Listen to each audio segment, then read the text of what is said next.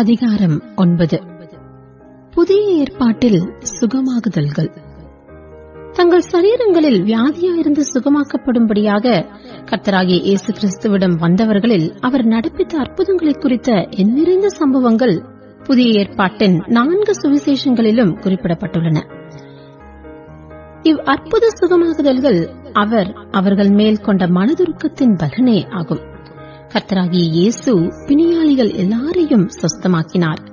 அவர்தாமே நம்முடைய பலவீனங்களை ஏற்றுக்கொண்டு நம்முடைய நோய்களை சுமந்தார் என்று ஏசாயா தீர்க்கதரிசியினால் உரைக்கப்பட்டது நிறைவேறும்படி இப்படி நடந்தது என்று மத்தேயு 8 அதிகாரத்தின் 16 மற்றும் 17 வசனங்களில் மத்தேயு விதமாக எழுதுகிறார். கர்த்தராகிய இயேசு கிறிஸ்து முழு உலகத்தின் பாவத்திற்காகவும் ஒரு இணையற்ற பலியாவார் என்பதை ஏசாயா தீர்க்கதரிசி முன்னறிவித்தான். மெய்யாகவே அவர், அதாவது கர்த்தராகிய இயேசு, நம்முடைய பாடுகளை, அதாவது பலவீனங்களை ஏற்றுக்கொண்டு நம்முடைய துக்கங்களை, அதாவது நோய்களை சுமந்தார். நாமோ அவர் தேவனால் அடிபட்டு வாதிக்கப்பட்டு சிறுமைப்பட்டவர் என்று எண்ணினோம். நம்முடைய மீறுதல்களின் நிமித்தம் அவர் காயப்பட்டு நம்முடைய அக்கிரமங்களின் நிமித்தம் அவர் நொறுக்கப்பட்டார். நமக்கு சமாதானத்தை உண்டு பண்ணும் ஆக்கினை அவர் மேல் வந்தது. அவருடைய தழும்புகளால் குணமாகிறோம்.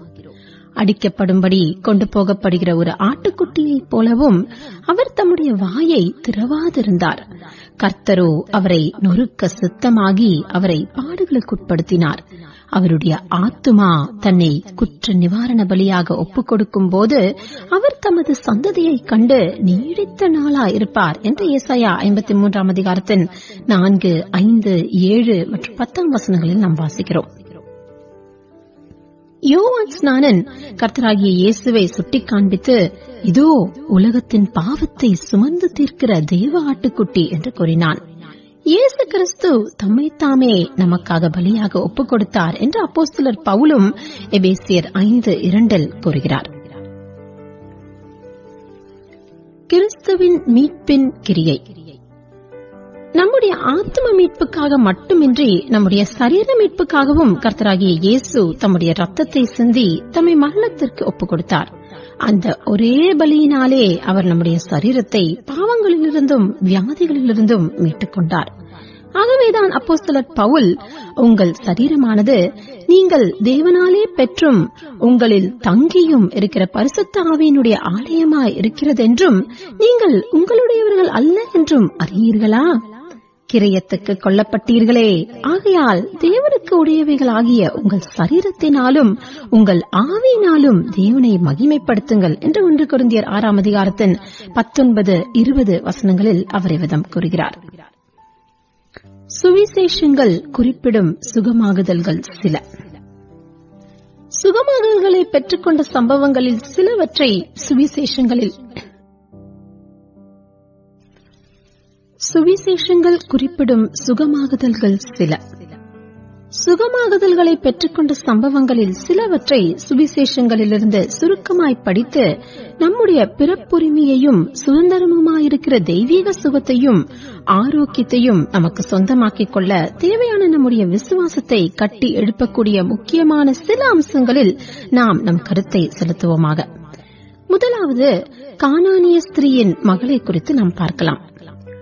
அப்பொழுது அந்த திசைகளில் குடியிருக்கிற கானானிய ஸ்திரீ ஒருத்தி அவரிடத்தில் வந்து, ஆண்டவரே, தாவீதின் குமாரனே, எனக்கு இரங்கும், என் மகள் பிசாசினால் கொடிய வேதனைப்படுகிறாள் என்று சொல்லி கூப்பிட்டாள். அவளுக்கு பிரதியுத்தரமாக அவர் ஒரு வார்த்தையும் சொல்லவில்லை. அப்பொழுது அவருடைய சீஷர்கள் வந்து, இவள் நம்மை பின்தொடர்ந்து கூப்பிடுகிறாளே, இவளை அனுப்பிவிடும் என்று அவரை வேண்டிக் கொண்டார்கள். அதற்கு அவர், காணாமற் போன ஆடுகளாகிய இஸ்ரவேல் வீட்டாரிடத்திற்கு அனுப்பப்பட்டேனே அன்றி மற்றபடி அல்ல என்றார். அவள் வந்து, ஆண்டவரே, எனக்கு உதவி செய்யும் என்று அவரை பணிந்து கொண்டாள். அவர் அவளை நோக்கி, பிள்ளைகளின் அப்பத்தை எடுத்து நாய்க்குட்டிகளுக்கு போடுகிறது நல்லதல்ல என்றார். அதற்கு அவள், மெய்தான் ஆண்டவரே, ஆகிலும் நாய்க்குட்டிகள் தங்கள் எஜமான்களின் மேஜையிலிருந்து விடும் துணிக்கைகளை தின்னுமே என்றாள். இயேசு அவளுக்கு பிரதியுத்தரமாக, ஸ்திரீயே, உன் விசுவாசம் பெரிது, நீ விரும்புகிறபடி உனக்கு ஆகக்கடவது என்றார். அந்நேரமே அவள் மகள் ஆரோக்கியமானாள். மத்தேயு 15 அதிகாரம் 22 28 வசனங்கள் வரை. குறிப்பு: கானானிய ஸ்திரீ அவரை குறித்து கேள்விப்பட்டு என்று மார்க்கு கூறுகிறார்.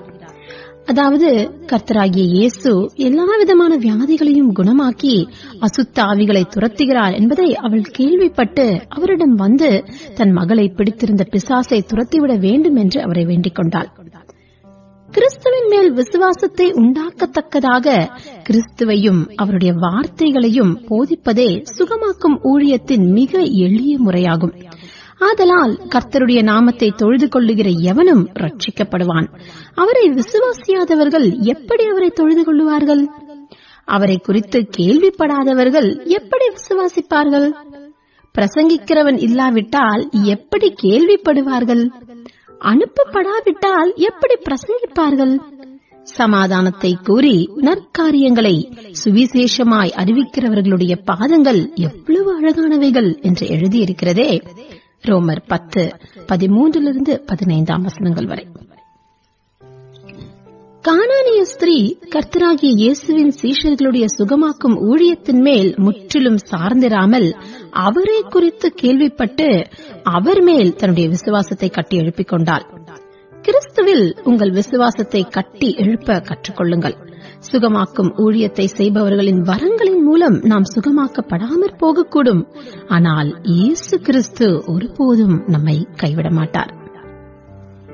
ஒவ்வொரு சுகமாகுதல் நடைபெறும் போதும் இயேசு கிறிஸ்துவையும் அவருடைய ரட்சிக்கும் வல்லமையையும் அவருடைய சுகமாக்கும் வல்லமையையும் தாங்கள் உயர்த்தி காண்பிக்கிறார்களா என்பதை குணமாக்கும் ஊழியத்தை செய்பவர்கள் நிச்சயப்படுத்திக் கொள்ள வேண்டும். அப்போஸ்தலர் பவுல் கிறிஸ்துவையே உயர்த்தி காண்பிக்க வேண்டும் என்ற உறுதியான தீர்மானமுடையவராயிருந்தார். சகோதரரே, நான் உங்களிடத்தில் வந்தபோது தேவனை பற்றிய சாட்சியை சிறந்த வசனிப்போடாவது ஞானத்தோடாவது அறிவிக்கிறவனாக வரவில்லை. இயேசு கிறிஸ்துவை சிலுவையில் அறையப்பட்ட அவரையே அன்றி வேறொன்றையும் உங்களுக்குள்ளே அறியாதிருக்க தீர்மானித்திருக்கிறேன்.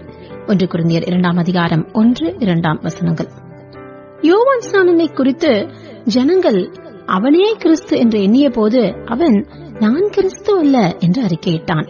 ஏசாயா தீர்க்கதரிசி சொன்னபடியே நான் வனாந்தரத்திலே கூப்பிடுகிறவனுடைய சத்தமாயிருக்கிறேன் என்றான்.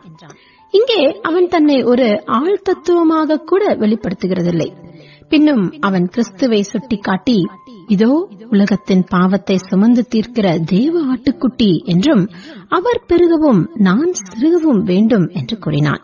யோவான் 1:20, 23 மற்றும் 29 யோவான் 3:30. கானானிய ஸ்திரீ வியாதியா இருக்கவில்லை. அவளுடைய மகள்தான் பிசாசினால் கொடிய வேதனைப்பட்டாள். ஆனால் அவள் தன்னுடைய மகளின் வேதனையை தன்மேல் ஏற்றுக்கொண்டு அவளுடைய விடுதலைக்காக கர்த்தராகிய இயேசுவிடம் வந்தாள்.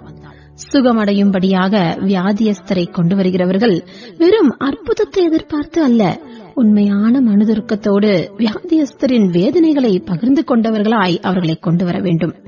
இவர்கள் கிறிஸ்துவுக்கும் அவருடைய அழைப்புக்கும் தங்கள் ஜீவியத்தை ஒப்புக் கொடுத்திராவிட்டால் அந்த வியாதியஸ்தனிடம் எதிர்பார்க்கப்படுகிறது போல இவர்களும் தங்களை கிறிஸ்துவுக்கு ஒப்புக் கொடுத்து அவரிடமாய் திரும்ப வேண்டும் என்று எதிர்பார்க்கப்படுகிறார்கள்.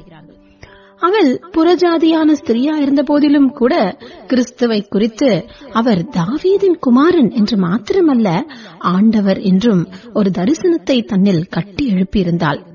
கிறிஸ்துவை குறித்து அவர் சாத்தான் மேலும் வியாதி, பாவம், மரணம், பாதாளம் இவை எல்லாவற்றின் மேலும் அதிகாரமுள்ள கர்த்தாதி கர்த்தா என்ற ஒரு தெளிவான தரிசனம் நம்மில் கட்டி எழுப்பப்பட வேண்டும்.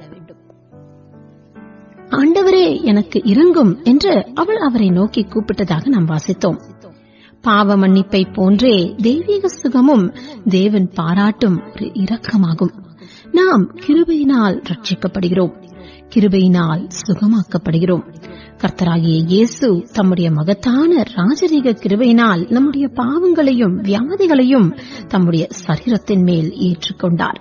நம்முடைய சுயமான நற்கிரியைகளினால் நாம் ரட்சிக்கப்படவோ சுகமடையவோ முடியாது.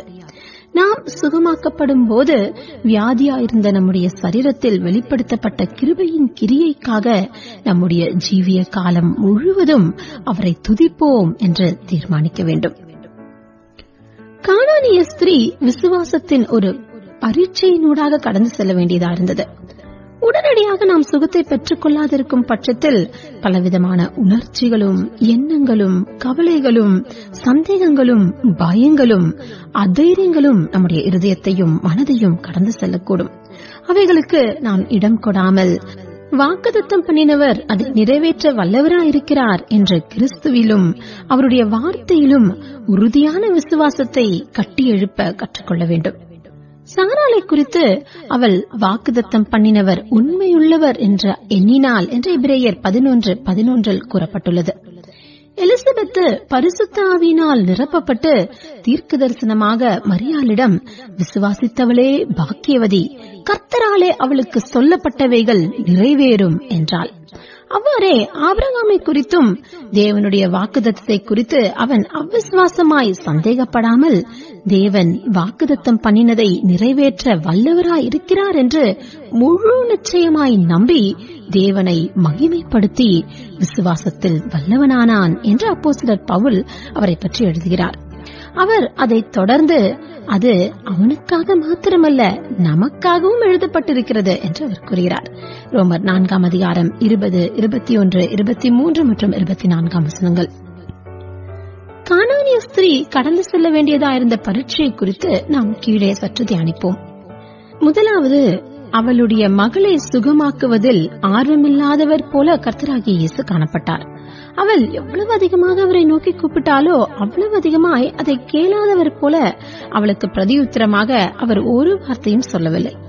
இது அவள் ஒருபோதும் எதிர்பார்த்திராத ஒரு காரியமாயிருந்தது. ஏனெனில் பாவிகள் மீதும் வியாதியஸ்தர் மீதும் அவருக்கு இருந்த மனதுருக்கம், சாந்தம், அன்பு, சிரத்தை ஆகியவற்றை குறித்து அவள் கேள்விப்பட்டிருந்தாள். குணமாக்கும் வரம் பெற்றவர்களும் அசுத்தாவிகளை துரத்தும் அதிகாரமும் வல்லமையும் உள்ளவர்களுமாயிருந்த கிறிஸ்துவின் அப்போஸ்தலரும் கூட அவளிடம் சிறிதும் மனதுருக்கம் காட்டவில்லை. அவர்கள் ரட்சிப்பும் தெய்வீக சுகமும் காணாமற் போன ஆடுகளாகிய இஸ்ரவேல் வீட்டாருக்கு மாத்திரமே உரியவை என்றும் அவை புறஜாதிகளுக்கு உரியவை அல்ல என்றும் எப்போதும் நம்பி வந்தார்கள். அப்படிப்பட்ட சிந்தை மனதுருக்கமுள்ள இருதயத்தை அடைத்து அவர்களுக்கும் அந்த உதவியற்ற ஸ்திரீக்கும் இடையே தடையாக நின்றது. ஆகவே அவர்கள் அவள் தொடர்ந்து கூப்பிட்டுக் கொண்டு வந்ததால் தங்களுடைய பொறுமையை இழந்து தங்கள் ஆண்டவரிடம், இவள் நம்மை பின்தொடர்ந்து கூப்பிடுகிறாளே, இவளை அனுப்பிவிடும் என்று கூறினார்கள். சீஷர்களின் அறிவு குறைவையும் ஆவிக்குரிய வளர்ச்சியின்மையையும் மாத்திரம் வெளிப்படுத்திய இந்த மனதுருக்கமற்ற புத்தியீனமான வார்த்தைகள் ஏற்கனவே வேதனையால் புண்பட்டிருந்த அவளுடைய இருதயத்திற்கு நிச்சயமாகவே ஒரு பலத்த தாக்குதலாக இருந்தது. தெய்வீக சுகத்தில் அவளுக்கு இருந்த விசுவாசத்தையும் நம்பிக்கையும் அது பாதித்திருந்திருக்கக்கூடும். ஆனால் அவள் அசைந்து போகாத திடமான நற்சுபாவமும் உறுதியான விசுவாசமும் தேவகுமாரன் என்று தான் அறிந்திருந்த இயேசு கிறிஸ்துவில் நம்பிக்கையும் உடையவளாயிருந்தாள். எனவே அவள் தொடர்ந்து விடாப்பிடியாக அவருடைய உதவிக்காக கெஞ்சினாள். சுகத்திற்காகவோ அல்லது தேவனுடைய வேறு எந்த தயவுக்காகவோ தொடர்ந்து ஜெபிப்பது விசுவாச குறைவை காண்பிக்கிறது என சிலர் எண்ணுகிறார்கள். சில விஷயங்களில் அது உண்மையாயிருக்கலாம், ஆனால் எப்போதும் அவ்விதம் அல்ல. இந்த ஏழை கூப்பிட்டான், கர்த்தர் கேட்டு அவனை அவன் இடுக்கண்களுக்கெல்லாம் நீங்களாக்கி ரட்சித்தார் என்று தாவீதும் 34 சங்கீதத்தின் 6 வசனத்தில் அது கூறுகிறான். எப்பொழுதும் ஜெபம் பண்ண வேண்டும் என்று கர்த்தராகிய இயேசுவும் லூக்கா 18:1 நமக்கு விதம் போதித்திருக்கிறார். இடைவிடாமல் ஜெபம் பண்ணுங்கள் என்று 1 தெசலோனிக்கேயர் 5:17 அப்போஸ்தலர் பவுலும் நமக்கு விதம் கூறுகிறார்.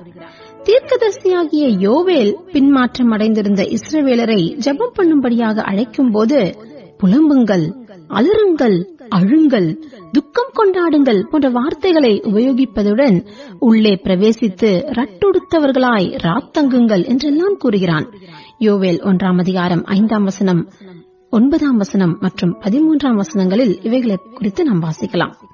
நெகேமியா பரலோகத்திலிருந்து தனக்கு பதில் வரும் வரை அழுது சில நாளாய் துக்கித்து உபவாசித்து மன்றாடி பரலோகத்தின் தேவனை நோக்கி ஜெபித்ததாக நெகேமியா 1:4 நாம் வாசிக்கிறோம். மற்றொரு ஜெப வீரனாகிய தானியேல் தன் ஜெபத்திற்கு தேவன் பதிலளிக்கும் வரை இடைவிடாமல் ஜெபம் பண்ணுவதின் மேன்மையை அனுபவத்தினால் கற்றறிந்தான். இஸ்ரவேல் ஜனங்கள் சிறையாக கொண்டு போகப்பட்டிருந்த பாபிலோனிலிருந்து அவர்களை திரும்பி வர பண்ணுவதை குறித்து தேவன் உரைத்திருந்த வாக்குத்தத்தத்தை அவர் நிறைவேற்றும்படியாக தானியேல் உபவாசம் பண்ணி இரட்டிலும் சாம்பலிலும் உட்கார்ந்து தேவனாகிய ஆண்டவரை ஜெபத்தினாலும் விண்ணப்பங்களினாலும் தேட தன் முகத்தை அவருக்கு நேராக்கினான். தேவனுக்கு சித்தமானால் அவர் என்றாவது ஒரு நாள் என்னை சுகமாக்குவார், அல்லது அவருக்கு விருப்பமானால் நான் இந்த பாதையினூடாக கடந்து செல்வேன் என்று வியாதியோடு ஒப்புரவாகிக் கொண்டு நம்முடைய இருதயங்களில் தேவனுக்கு விரோதமாய் முறுமுறுக்காமல் ஜெயம் கிடைக்கும் வரை ஜெபிப்பதும் அடிக்கடி தேவனை ஸ்தோத்தரிப்பதும் சால சிறந்தது.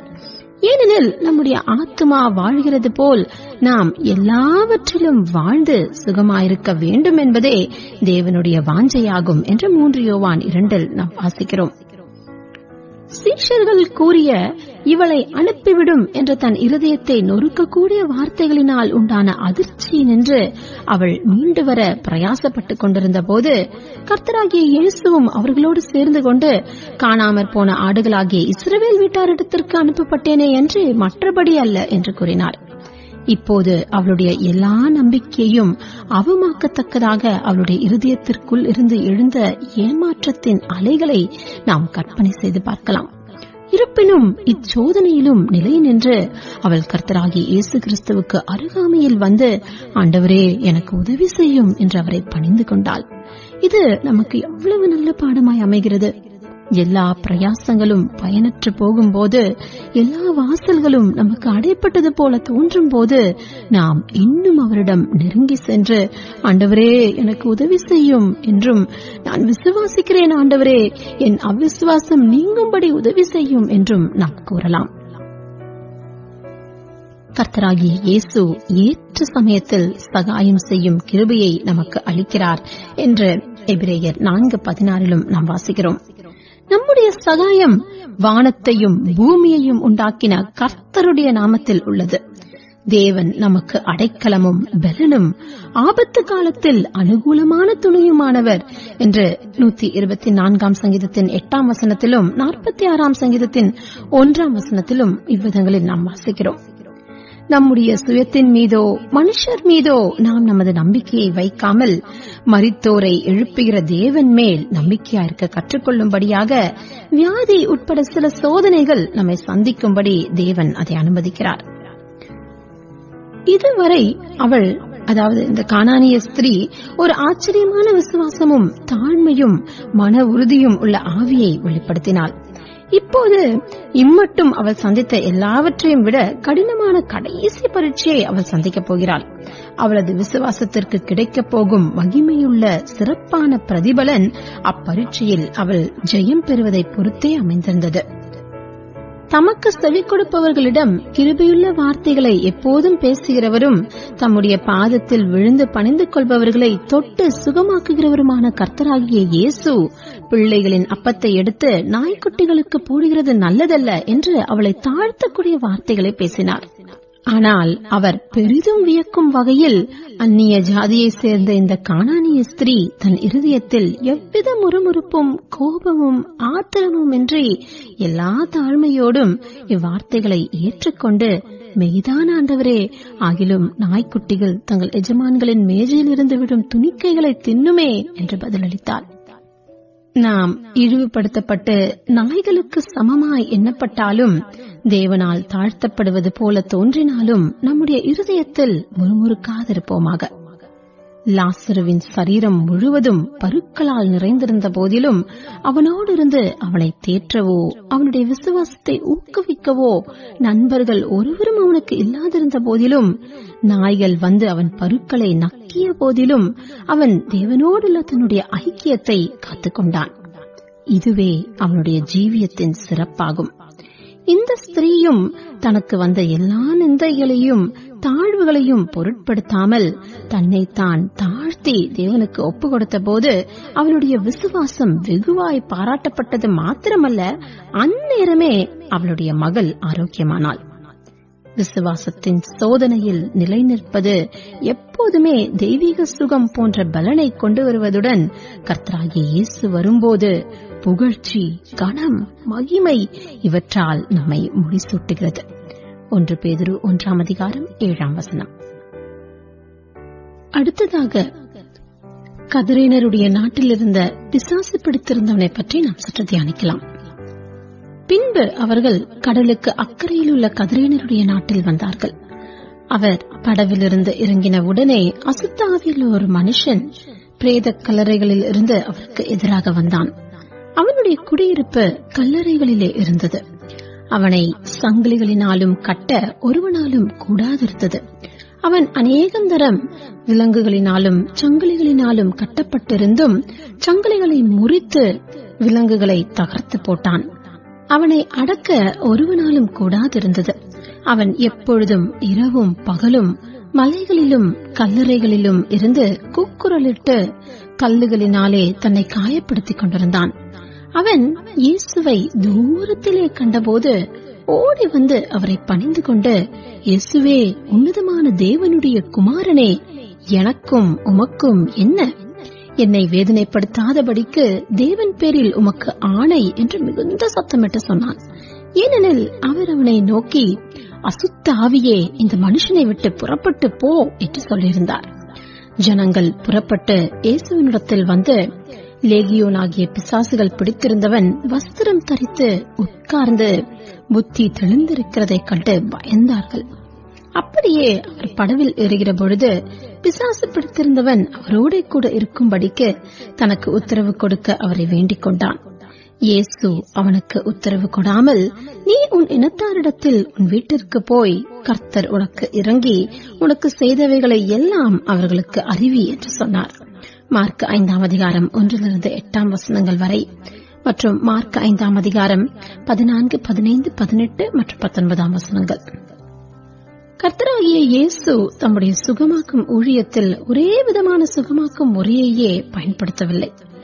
ஒவ்வொரு சந்தர்ப்பத்திற்கும் ஏற்றபடி அவர் வெவ்வேறு முறைகளை கையாண்டார். அவர் கானானிய ஸ்திரீயின் மகளுக்கு விடுதலை அளிக்கும் முன்னதாக அந்த ஸ்திரீயின் விசுவாசத்தை எவ்வளவாக சோதித்தார் என்பதை இப்போதுதான் நாம் கண்டோம்.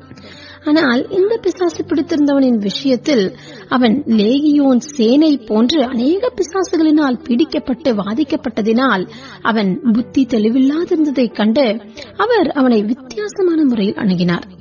பிசாசு பிடித்திருந்தவன் சுகமாக்கப்பட்டதை குறித்து நமக்கு பயன் தரும் சில குறிப்புகளை நாம் இப்பொழுது பார்க்கலாம். குறிப்பு: அவனுடைய மூளை கோளாறும் அவன் மற்றவர்களிடமிருந்து பிரிந்து தனியே வாசம் பண்ணின ஜீவியத்தின் அசாதாரணமான தன்மைகளும் அவன் பிசாசினால் பிடிக்கப்பட்டிருந்ததின் விளைவுகளே ஆகும். மருத்துவர்களின் மருத்துவ அறிவும் திறமையும் பிசாசின் ராஜ்யத்தில் உள்ள அதிர்ஷ்டமான பகுதிகளுக்குள் ஊடுருவி செல்லக்கூடாதவை ஆகையால் மருத்துவர்களிடம் இத்தகைய வியாதிகளுக்கான பரிகாரம் இல்லை. போதையூட்டும் மயக்க மருந்துகள் மற்றும் மருந்துகள் இவற்றின் மூலம் எழுச்சியை உண்டாக்கக்கூடிய நரம்பு மண்டலத்தின் கிரியைகளையும் அவற்றில் உள்ள வேதனைகளையும் அடக்கி கட்டுப்படுத்துவதற்கு மாத்திரமே அவர்கள் முயற்சிக்கக்கூடும். கர்த்தராகிய இயேசு மாத்திரமே பிசாசுகளை துரத்தி பூரண விடுதலையை அளிக்க வல்லவர். பிசாசினால் பீடிக்கப்படுதல், மூளை கோளாறு ஆகியவற்றின் காரணம் நமக்கு அறிவிக்கப்படவில்லை. பெரும்பாலும் அவை பாவத்தின் விளைவாகவே இருந்திருக்கின்றன. கர்த்தராகிய இயேசு தாம் உலகத்தில் ஜீவித்த நாட்களில் இருந்த பொல்லாங்குகளை கண்டனம் செய்து பேசும்போது அவர் இந்த பொல்லாத சந்ததியை 8 பொல்லாத ஆவிகளுக்கு அடிமையான ஒரு மனுஷனுக்கு ஒப்பிட்டார். அசுத்த ஆவி ஒரு மனுஷனை விட்டு புறப்படும் போது வறண்ட இடங்களில் அலைந்து இளைப்பாறுதல் தேடியும் கண்டடையாமல், நான் விட்டு வந்த என் வீட்டுக்கு திரும்பி போவேன் என்று சொல்லி அங்கே வந்து அந்த வீடு வெறுமையாகவும் பெருக்கி ஜோடிக்கப்பட்டதாகவும் இருக்க கண்டு திரும்பி போய் தன்னிலும் பொல்லாத வேறு 7 ஆவிகளை தன்னோட கூட்டிக் கொண்டு வந்து உட்புகுந்து அங்கே குடியிருக்கும். அப்பொழுது அந்த மனுஷனுடைய முன்னிலைமையிலும் அவன் பின்னிலைமை அதிக கேடுள்ளதாயிருக்கும். அப்படியே இந்த பொல்லாத சந்ததியாருக்கும் சம்பவிக்கும் என்றார். மத்தேயு 12:43-45 வரை. யோபின் விஷயத்தில் நாம் காண்பது போல சாத்தான் ஒரு தேவனுடைய பிள்ளையை வாதிக்கலாம். ஆனால் உண்மையாய் ரட்சிக்கப்பட்டு ஆட்டுக்குட்டியின் ரத்தத்தினால் கழுவப்பட்ட ஒருவன் ஒருபோதும் பிசாசினால் பீடிக்கப்பட முடியாது. நிலையின் மேற்சட்டத்திலும் வாசலின் நிலைக்கால்கள் இரண்டிலும் ரத்தம் தெளிக்கப்பட்டிருந்த எந்த வீட்டின் மேலும் மரணதூதன் அல்லது சங்காரக்காரனுக்கு அதிகாரம் இருக்கவில்லை. கர்த்தர் எகிப்தியரை அதம் பண்ணுகிறதற்கு கடந்து வருவார். நிலையின் மேற்சட்டத்திலும் வாசலின் நிலைக்கால்கள் இரண்டிலும் அந்த இரத்தத்தை காணும் போது கர்த்தர் சங்காரக்காரனை உங்கள் வீடுகளில் உங்களை அதம் பண்ணுகிறதற்கு வரவொட்டாமல் வாசற்படியை விலக்கி கடந்து போவார். யாத்ராகமம் 12ஆம் அதிகாரம் 23ஆம் வசனம். நீங்கள் உண்மையாக ரட்சிக்கப்பட்டிராவிட்டால் உங்கள் பாவங்களுக்காக மனஸ்தாபப்பட்டு உங்கள் முழு ஜீவியத்தையும் தேவனுக்கு அர்ப்பணியுங்கள். நம்முடைய பாவங்களை நாம் அறிக்கையிட்டால் பாவங்களை நமக்கு மன்னித்து எல்லா அநியாயத்தையும் நீக்கி நம்மை சுத்திகரிப்பதற்கு அவர் உண்மையும் நீதியும் உள்ளவராயிருக்கிறார் என்று 1 யோவான் 1:9 நாம் வாசிக்கிறோம். எல்லா மூளைக்கோளாறுகளும் பாவத்தினாலோ அல்லது பிசாசினால் பீடிக்கப்படுவதனாலோ உண்டாகிறவை அல்ல. அவை தேவையற்ற கவலைகள், தொல்லைகள், பாரங்கள் இவற்றின் நிமித்தமாகவும் உண்டாகக்கூடும். எனவே நம்முடைய பாரத்தை கர்த்தர் மேல் வைத்துவிட்டு தேவனுடைய வசனத்தால் நம்முடைய மனதை நிரப்பிக்கொள்ள நாம் கற்றுக்கொள்ள வேண்டும். எல்லா பிசாசுகளுமே தேவனுடைய சமூகத்திற்கு முன்பாக நேரடியாக வரும்போது ஒரு பயத்தையும் நடுக்கத்தையும் வெளிப்படுத்துகின்றன. தங்களுக்கு கொஞ்சம் காலம் மாத்திரம் உண்டு என்றும் கர்த்தராகிய இயேசு ஏற்கனவே துரைத்தனங்களையும் அதிகாரங்களையும் உரிந்து கொண்டு வெளியரங்கமான கோலமாக்கி அவைகளின் மேல் சிலுவையிலே வெற்றி சிறந்தார் என்றும் அவை அறிந்திருக்கின்றன. ஆகவேதான் அவை, இயேசுவே உன்னதமான தேவனுடைய குமாரனே, எனக்கும் உமக்கும் என்ன, என்னை வேதனைப்படுத்தாதபடிக்கு தேவன் பேரில் உமக்கு ஆணை என்று மிகுந்த சத்தமிட்டன. அசுத்த ஆவிகளை துரத்தும்படியாக கர்த்தராகிய இயேசு தம்முடைய ஊழியக்காரர்களுக்கும் தம்மை விசுவாசிக்கிற ஒவ்வொருவருக்கும் தம்முடைய வல்லமையையும் தம்முடைய நாமத்தின் அதிகாரத்தையும் அளித்திருக்கிறார். அப்பொழுது அவர் தம்முடைய 12 சீஷர்களையும் தம்மிடத்தில் வரவழைத்து அசுத்த ஆவிகளை துரத்தவும் சகல வியாதிகளையும் சகல நோய்களையும் நீக்கவும் அவர்களுக்கு அதிகாரம் கொடுத்தார் என்று மத்தேயு 10:1 நாம் வாசிக்கிறோம். விசுவாசிக்கிறவர்களால் நடக்கும் அடையாளங்கள் ஆவன. என் நாமத்தினாலே பிசாசுகளை துரத்துவார்கள், நவமான பாஷைகளை பேசுவார்கள், சர்ப்பங்களை எடுப்பார்கள், சாவுக்கேதுவான யாதொன்றை குடித்தாலும் அது அவர்களை சேதப்படுத்தாது, வியாதியஸ்தர் மேல் கைகளை வைப்பார்கள், அப்பொழுது அவர்கள் சொஸ்தமாவார்கள். மார்க் 16ஆம் அதிகாரம் 17 மற்றும் 18ஆம் வசனங்கள். தெய்வீக சுகமானது ஆவி, ஆத்மா, சரீரம் முழுவதற்கும் பூர்ண சுகத்தை கொண்டு வருகிறது. பிசாசுகள் பிடித்திருந்த அம்மனுஷன் சுகமாக்கப்பட்ட பின்பு புத்தி தெளிவுள்ளவனாய் காணப்பட்டான் என்று மார்க் 5:15 நாம் வாசிக்கிறோம். அதற்கு பின்பு அவன் ஒருபோதும் பைத்தியக்காரனாய் பிதற்றிக் கொண்டிருக்கவில்லை.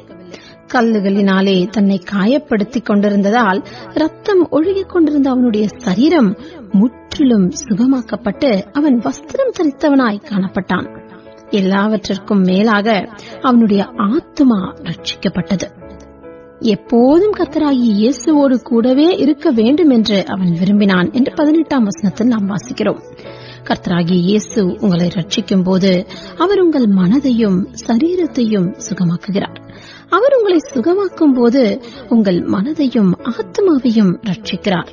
நம்முடைய ஆவி, ஆத்மா, சரீரம் இவற்றை ரட்சிக்கும்படியாக அவர் தம்மையே ஒப்புக் கொடுத்தார். நீ உன் இனத்தாரிடத்தில் உன் வீட்டிற்கு போய் கர்த்தர் உனக்கு இறங்கி உனக்கு செய்தவைகளை எல்லாம் அவர்களுக்கு அறிவி என்று கர்த்தராகிய இயேசு அவனுக்கு கட்டளையிட்டார். உடனே அவன் கீழ்ப்படிந்து போய் இயேசு தனக்கு செய்தவைகளை எல்லாம் தெக்கப்போலி என்னும் நாட்டில் பிரசன்னம் பண்ண தொடங்கினான். எல்லாரும் ஆச்சரியப்பட்டார்கள். மார்க் 5ஆம் அதிகாரம் 19 மற்றும் 20ஆம் வசனங்கள். இது நமக்கு எவ்வளவு நல்ல பாடமா இருக்கிறது. நாம் ரட்சிக்கப்படுவதற்கு சாத்தான் ஒருவேளை அனுமதிப்பான். ஆனால் நாம் கர்த்தராகிய இயேசுவுக்காக உண்மையுள்ள சாட்சிகளாய் இருக்க அவன் அனுமதிக்கவே மாட்டான்.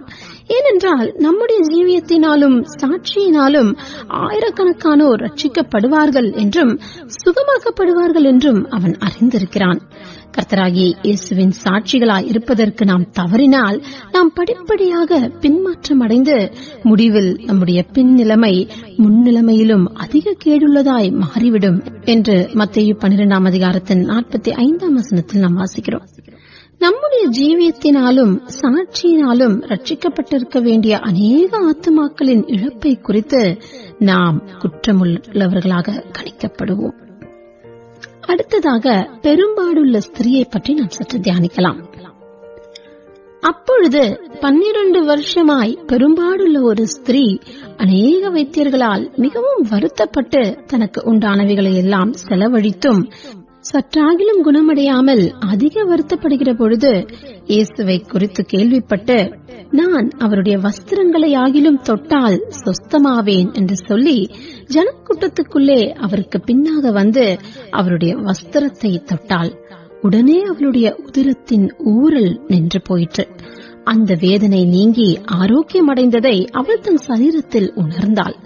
உடனே இயேசு தம்மிலிருந்து வல்லமை புறப்பட்டதை தமக்குள் அறிந்து ஜனக்கூட்டத்துக்குள்ளே திரும்பி, என் வஸ்திரங்களை தொட்டது யார் என்று கேட்டார். அவருடைய சீஷர்கள் அவரை நோக்கி, திரளான ஜனங்கள் உம்மை நெருக்கிக் கொண்டிருக்கிறதை நீர் கண்டும் என்னை தொட்டது யார் என்று கேட்கிறீரே என்றார்கள். இதை செய்தவளை காணும்படிக்கு அவர் சுற்றிலும் பார்த்தார். தன்னிடத்திலே சம்பவித்ததை அறிந்த அந்த ஸ்திரீயானவள் பயந்து நடுங்கி அவர் முன்பாக வந்து விழுந்து உண்மையை எல்லாம் அவருக்கு சொன்னாள். அவர் அவளை பார்த்து, மகளே, உன் விசுவாசம் உன்னை ரட்சித்தது. நீ சமாதானத்தோடே போய் உன் வேதனை நீங்கி சுகமாயிரு என்றார். மார்க் 5 அதிகாரம் 25 34 வசனங்கள் வரை. அறியப்பட்டிருந்த எந்த மருந்தினாலும் சுகமாக்கப்பட முடியாமல் 12 வருடங்களாக வேதனைப்பட்டுக் கொண்டிருந்த அந்த ஸ்திரீ எவ்வாறு கர்த்தராகிய இயேசு கிறிஸ்துவின் மேல் தன்னுடைய தனிப்பட்ட விசுவாசத்தை கட்டி எழுப்பிக் கொண்டு ஆச்சரியமான விதத்தில் சுகத்தை பெற்றுக் கொண்டாள் என்பதை இந்த பகுதியில் நாம் கற்றுக்கொள்ளலாம். கர்த்தராகிய இயேசு தம்மை சூழ்ந்திருந்தவர்களை நோக்கி, என் வஸ்திரங்களை தொட்டது யார் என்று கேட்கும் வரையில் அவருடைய சீஷர்களோ ஜனக்கூட்டமோ அவள் சுகமாக்கப்பட்டதை அறியவில்லை என்பது இங்கே தெளிவாயிருக்கிறது. இவ்வியாதியை போன்றே மிகவும் கடுமையானதும் வேதனை அளிக்கக்கூடியதும் மற்றவர்களுக்கு தெரிவிக்க கூடாததுமான வியாதியினால் நீங்கள் ஒருவேளை கஷ்டப்பட்டுக் கொண்டிருக்கலாம். இந்த ஸ்திரீயின் ரகசியமான வேதனையை அறிந்த கர்த்தராகிய இயேசு உங்களுடைய வேதனைகளையும் அறிந்திருக்கிறார். அவர் நேற்றும் இன்றும் என்றும் மாறாதவராகவே இருக்கிறார். உங்கள் ரகசியமான நோயையும் உங்களை வருத்துகிற பிரச்சனைகளையும் கர்த்தராகிய இயேசு அந்தரங்கத்திலேயே சுகமாக்குவார். அப்போது கர்த்தராகிய இயேசு உங்களுடைய எல்லா ரகசியமான வியாதிகளையும் பிரச்சனைகளையும் அறிந்து உங்களை ஆவிக்குரிய பிரகாரமாகவும் சரீர பிரகாரமாகவும் சுகமாக்கினார் என்று வெளியரங்கமாய் நீங்கள் சாட்சி கூறுகிறவர்களாய் இருப்பீர்கள். குறிப்பு: அவளுடைய வியாதி கொடூரமானதும் மரணத்துக்கு ஏதுவானதும் அழிவுக்கு ஏதுவானதுமாக இருந்ததோடு அது சுகமாக்கப்பட முடியாததாகவும் இருந்தது. அவள் அநேக வைத்தியர்களால் மிகவும் வருத்தப்பட்டாள். அவளுடைய கருணை நிறைந்த மருத்துவர்கள் அவளை சுகமாக்கும்படி தாங்கள் அறிந்திருந்த பலவிதமான மருந்துகளை அவளுக்கு அளித்து தங்களாலான எல்லாவற்றையும் அவளுக்கு செய்த போதிலும் துரதிருஷ்டவசமாக அவள் மிகவும் வருத்தப்படவே அவை ஏதுவாயிருந்தன. அவள் முடிவில் மிகவும் மோசமான நிலையை அடைந்தாள்.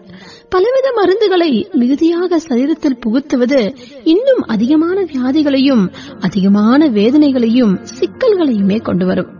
அவள் தனக்கு உண்டானவைகளை எல்லாம் செலவழித்து இன்னும் அதிகமான வேதனையையும் வியாதியையுமே சுதந்திரித்துக் கொண்டதைப் போல காணப்படுகிறது. அவளை சிநேகிதரற்றவளாகவும் தனிமையாகவும் மனச்சோர்வுற்றவளாகவும் சுகமாக்கப்பட முடியாதவள் என்று கைவிடப்பட்டவளாகவும் உணர செய்த இந்த சூழ்நிலைகள் அவளுடைய உண்மையான தகப்பனும் சிநேகிதரும் பரிகாரியுமாகிய கர்த்தராகிய இயேசு கிறிஸ்துவிடம் அவளை கொண்டு வந்தன. நீங்களும் இதை போன்ற இக்கட்டான நிலையில் இருந்தால் உங்களுக்கு உதவி செய்யும்படியாகவும் உங்களை சுகமாக்கும்படியாகவும் கர்த்தராகிய இயேசு எப்போதும் உங்களோடு இருக்கிறார்.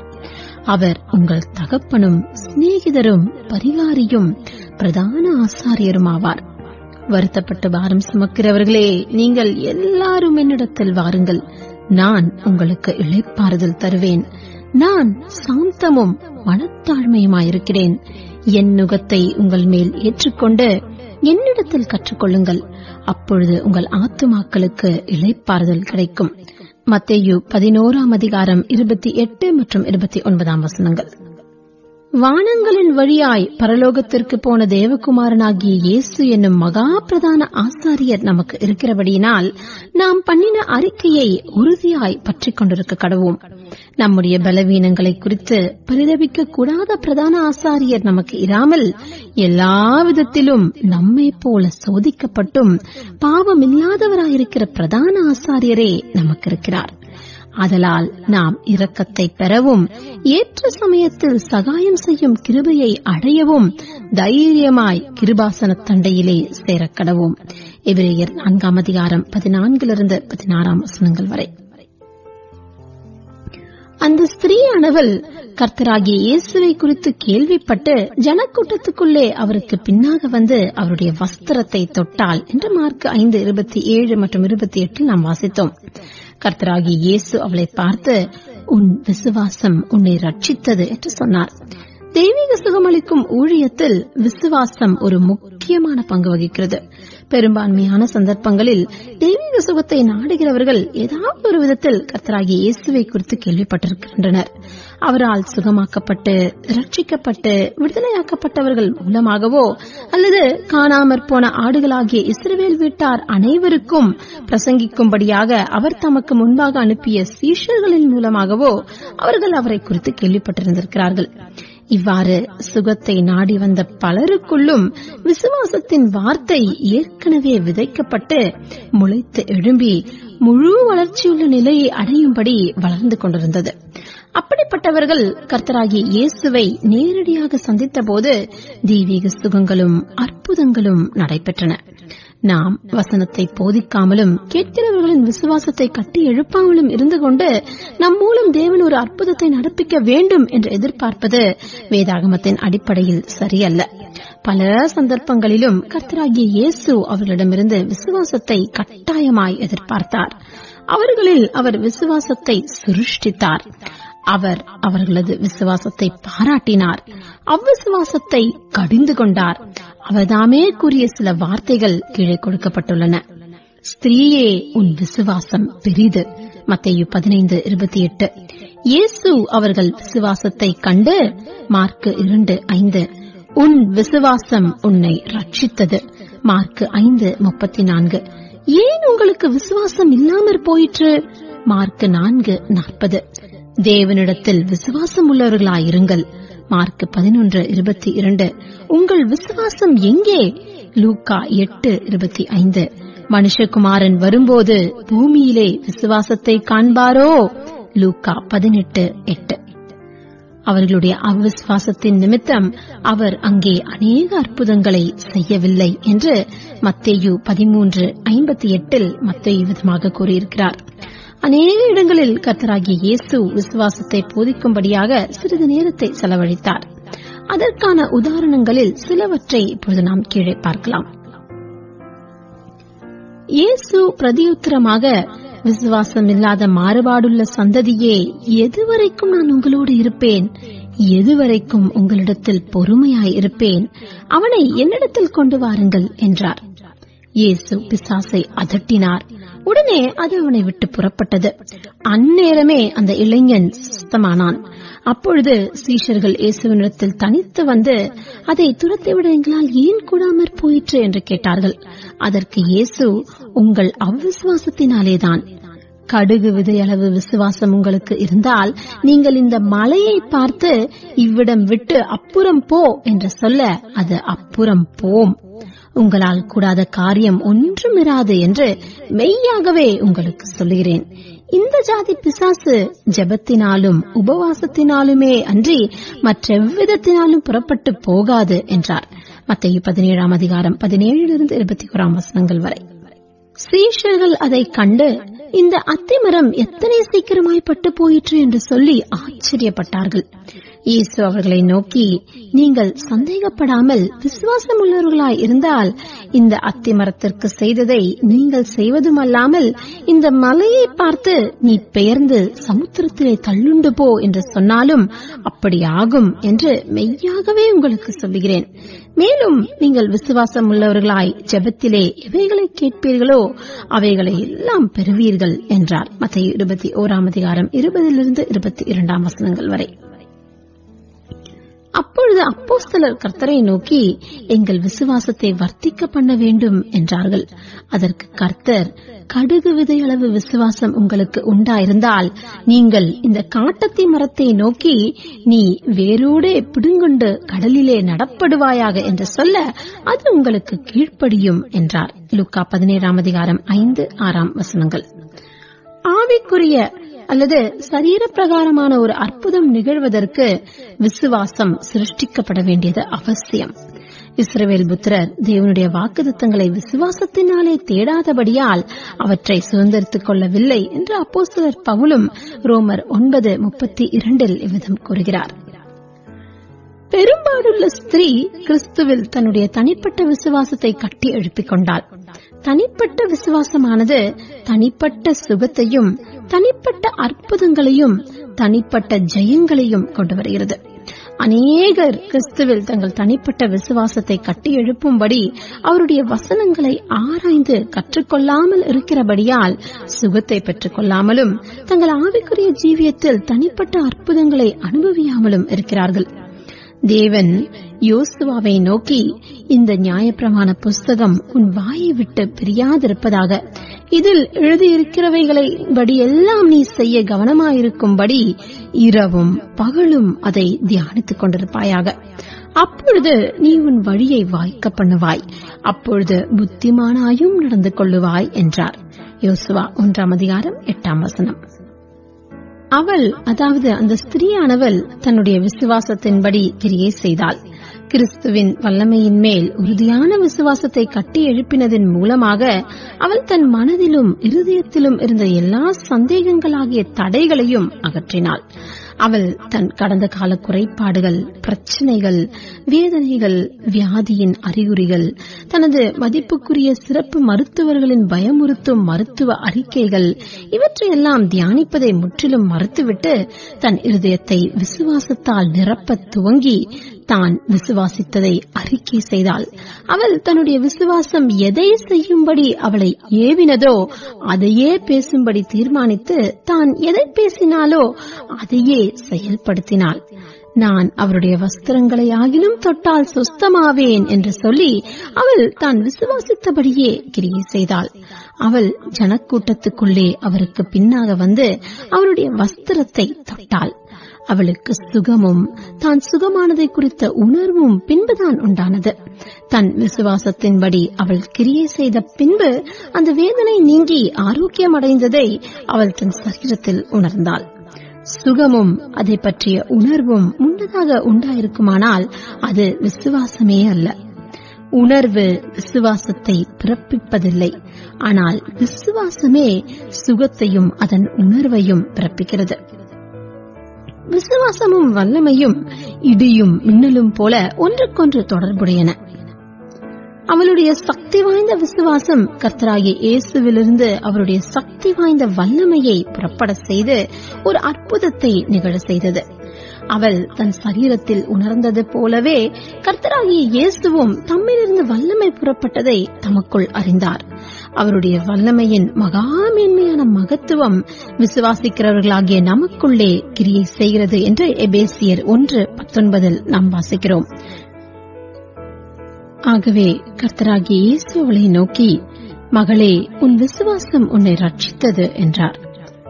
மேலே குறிப்பிடப்பட்டுள்ள உதாரணங்களான கானானிய ஸ்திரீயினுடைய மகள், கதரேனருடைய நாட்டில் இருந்த பிசாசு பிடித்தவன், பெரும்பாடுள்ள ஸ்திரீ ஆகியோரின் சுகமாகுதல் கர்த்தராகிய இயேசு கிறிஸ்து பூமியில் இருந்தபோது நடப்பித்த அநேக அற்புதமான சுகமளிப்புகளில் ஒரு சிலவே ஆகும்.